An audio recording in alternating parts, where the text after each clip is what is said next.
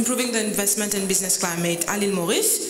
Bon, j'ai prévu de faire la présentation en anglais, mais les slides sont en français. Je pense que vous pouvez suivre assez facilement. Mais avant que je commence, je souhaiterais introduire le Economic Development Board de l'île Maurice. Le EDB est une institution qui a été créée depuis janvier 2006 seulement. Alors, très nouvelle institution qui a pris les fonctions de trois entités gouvernementales, c'est-à-dire le Board of Investment, l'Economic Development Board et le Financial Services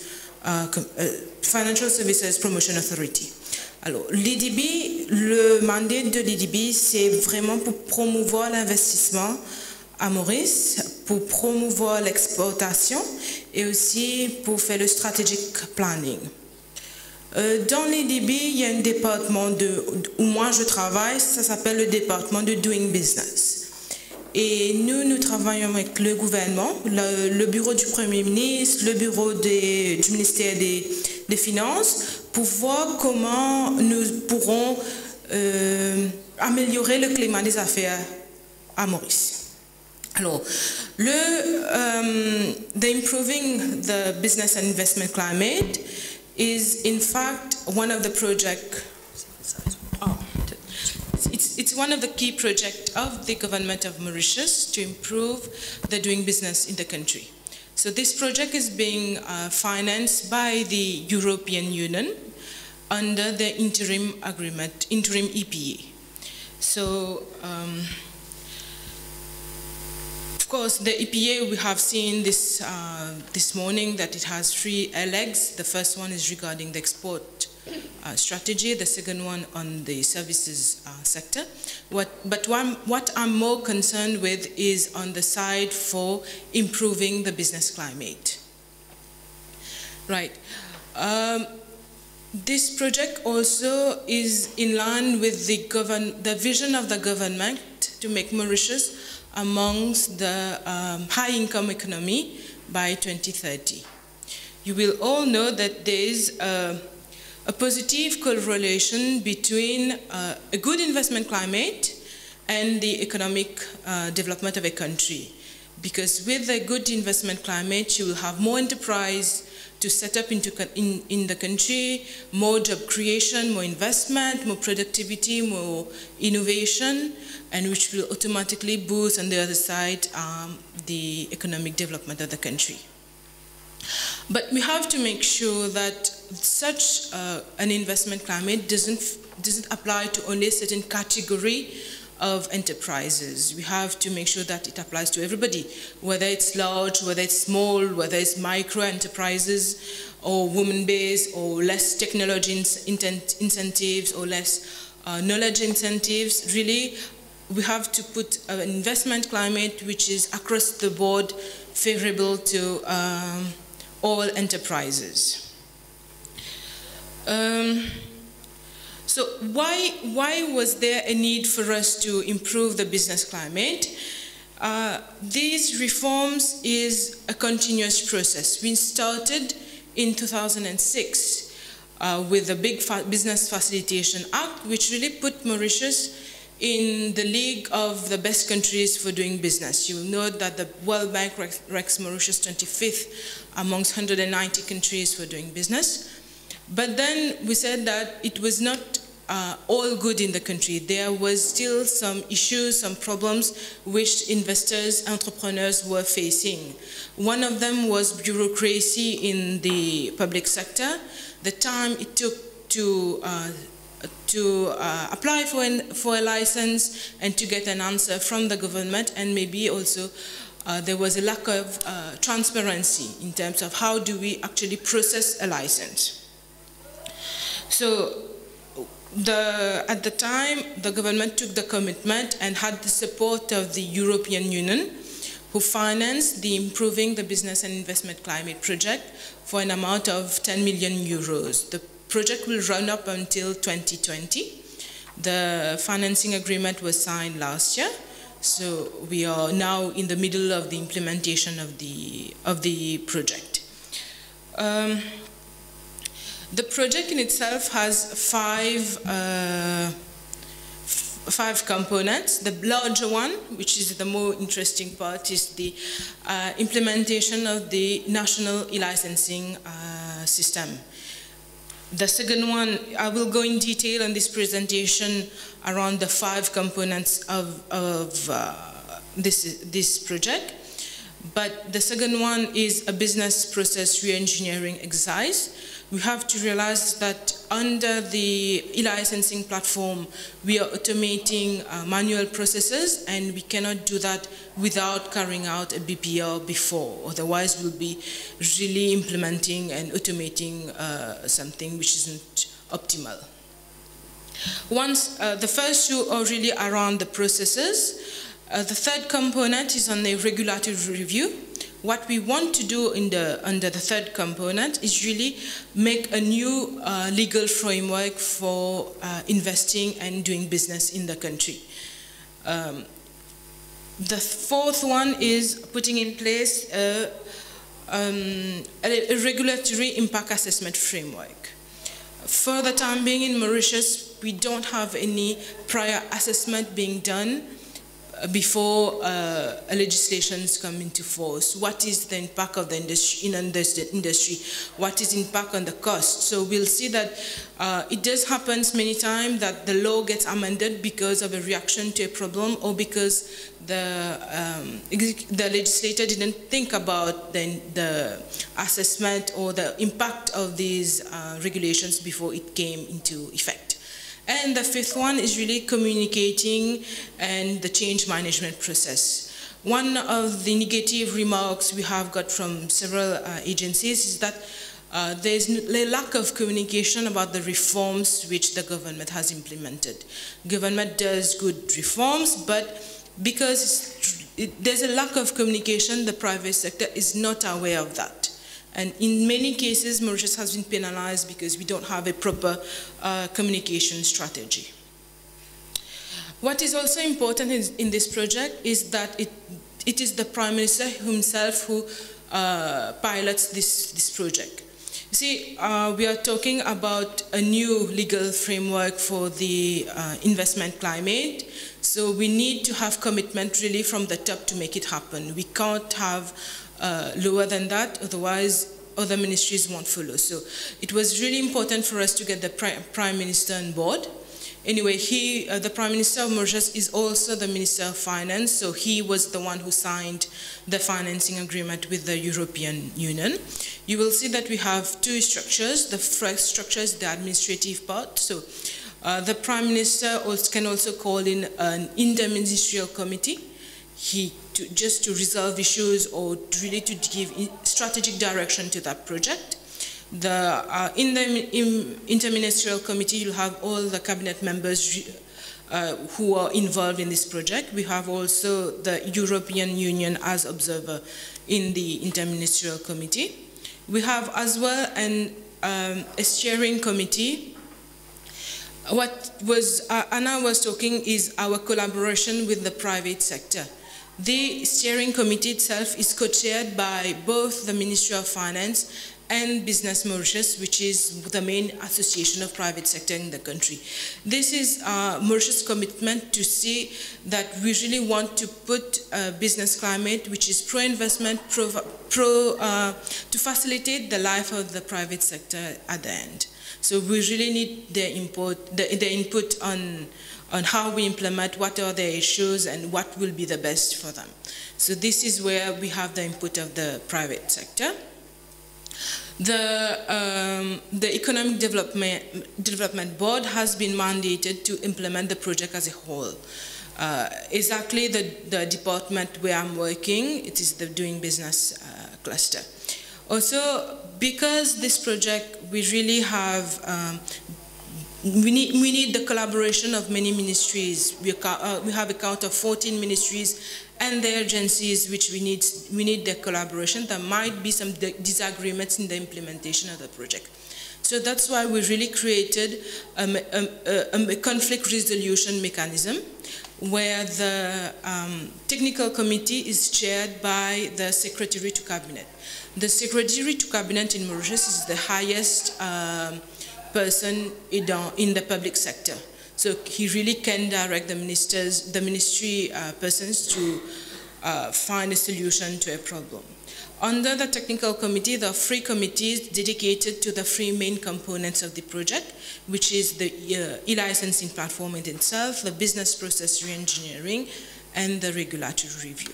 Well, the secretary to the cabinet will report directly to the Prime Minister in case of any issues which he cannot solve at his level. But what I wanted to showcase that for such a project to be materialized, it's really important that we get commitment from the head of government itself. So I'll go in depth with the different components. So what the Prime Minister says that he really wants the e-licensing platform to be the single point of entry for all business licenses.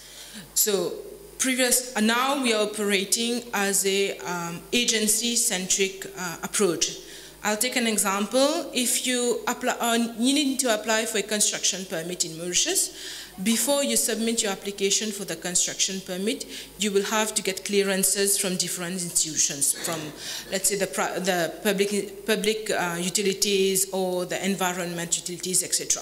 So we use the term agency hopping. So first, but the guy has to go to the public utility, get his clearances, then go to the environment department, get another clearances. Only then he can go and submit his application for construction permit. But this was really taking a lot of time. What we are aiming with the e-licensing project is to shift from agency-centric to more customer-centric. That is, the applicant, he doesn't need anymore to go to each agency. He will only need to file his application for construction once, and then this application moves directly through the platform to the agencies concerned. This is the effect that we wanted to make with the e-licensing platform. Also, the e-licensing platform will be online, so basically you can make an application and access the system 24/7 from anywhere, anytime.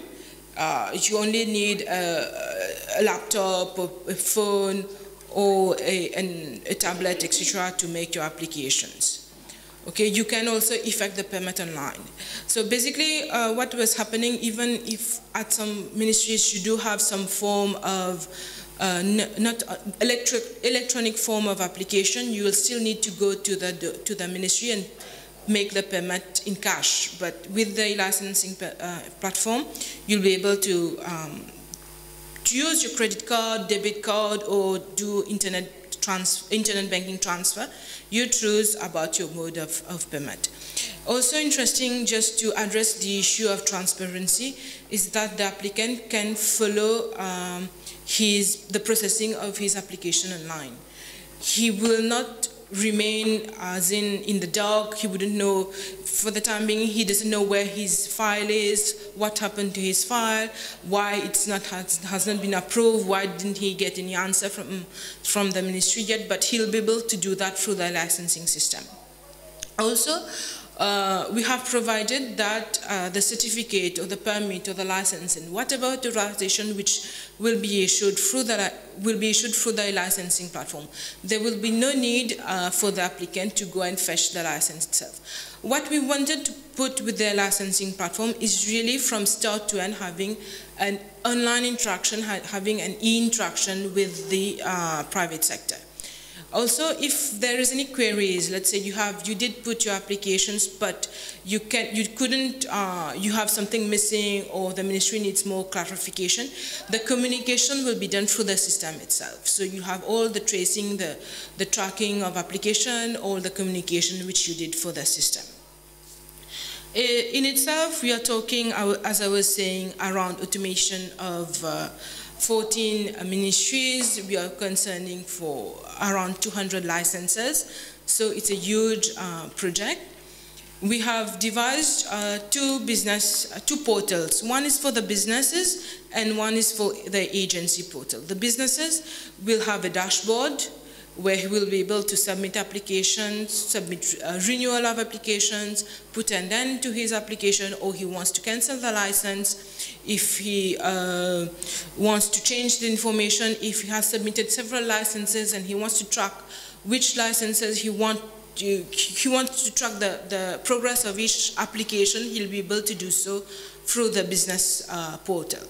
And then on the other hand, we have the agency portal. Similar to the business portal, the agency portal will be notified when a new application comes in.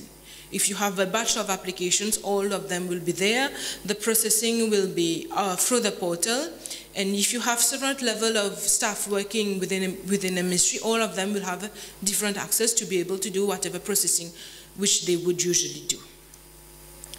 So I did discuss about the advantages for the enterprises and also for the businesses, but basically it's really to reduce the applicant to move, to hop to different agencies.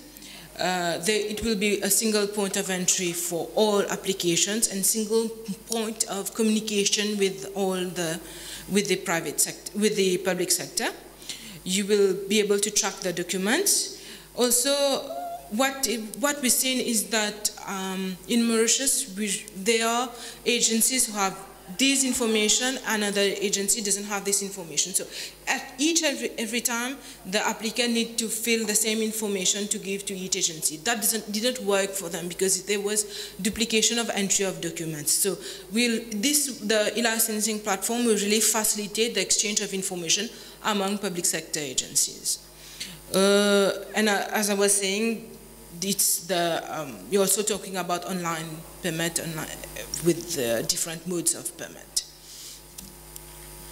Now, as regards to the advantages for the public sector, well, today the public sector needs to provide a sort of a guichet to customers, to applicants to come and submit his application. So you won't have these type of facilities now. Instead, the staff will be redeployed to do more meaningful and more value-added work in terms of processing these applications. Tasks which are considered as routine work or simple calculation will be automated through the system. So this is where we are talking really about rationalization of procedures. The third one, in Mauritius, you'll see that very often a public entity will not on its own take a decision. You'll have 3 or more entities who will take a decision together, but then we'll have to meet physically now to agree or not to agree on the issue of a license. But with the licensing platform, each public agency will be able to take its decision online and communicate it online with all parties concerned. So we won't need to meet physically. What was lacking in the preset manual system is that you have no means to measure the performance and of a public agency. You won't know which stages of the processing of license is really taking long. But with the system, all the performance will be measured, and wherever there needs to be corrective actions taken, it will be much more easily done rather than presently. Also, I was saying the laws does change in Mauritius. We are developing the e-licensing platform on a business management suite, which gives us the flexibility of changing a process. We won't go as in the current many of existing systems where you need to do coding and programming, which takes a long time to do these changes. This system really provides for this adaptability, for this reaction to changes quite rapidly. Also, there will be transparency in the processing because with the system on the portal, there will also be information around how long it takes usually to issue a license, what are the fees associated. So you won't be having extra fees, or even if your application is taking much more than what is planned, you'll be able to inquire as in what is happening, why your application is taking so long. So basically, these are a bit of the advantages of the e-licensing platform. As I was saying, we're still in the phase of developing the project. The project will run until 2020, and we are planning to start to develop the project in 4 phases. We'll be having 8 licenses until in the phase 1, and the phase 2 is planned next year, 2008, in the second semester of next year. I just wanted to tell you that the first license which will be on board the e-licensing is the occupation permit, which will be operational, if I'm not mistaken, next month itself. So we'll be able to test and see what's wrong and update and modify and adapt. The next component is the business process reengineering. Really, now across many ministries, the process is manual. So you have files and files which goes from one officer to another until it can go to the permanent secretary, it can go to the minister, it can go to other agencies as well. This is what we call the manual process. But we did realize that we can't automate a manual process because we'll be automating something which is not really good. So the business process reengineering exercise is really to analyze the manual process, to rationalize this process. Whatever is redundant will be removed. Whatever is duplication between agencies will be removed. If there are some inefficiencies in the process also will be removed. So really I will go deep into the Aziz, make an assessment of the weaknesses of the manual process, propose a new process after benchmarking with best practices. And then once we have the new processes in line, if there needs to be legal changes to do the new process, we'll do that. But once we have a new, what we call the 2B process, it is that one which will be automated on the e-licensing platform. So I was talking about the phase 2 onwards of the e-licensing platform. All the licenses which has come through the business process engineering will be automated in phase 2 onwards of the e-licensing platform. The next big component is the regulatory review.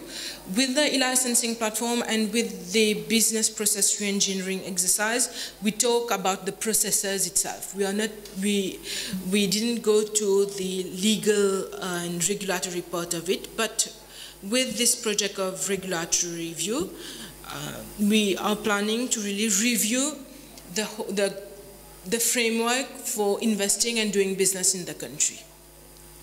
We have 3 purposes under this project.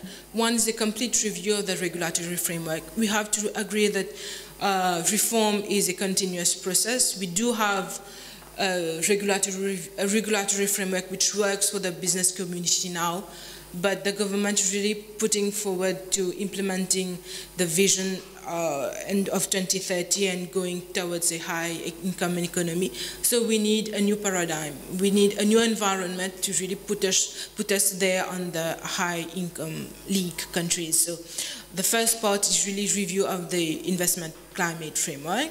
And the second part is we are focusing on 4 main sectors of the economy: the construction, the trade, tourism, and health.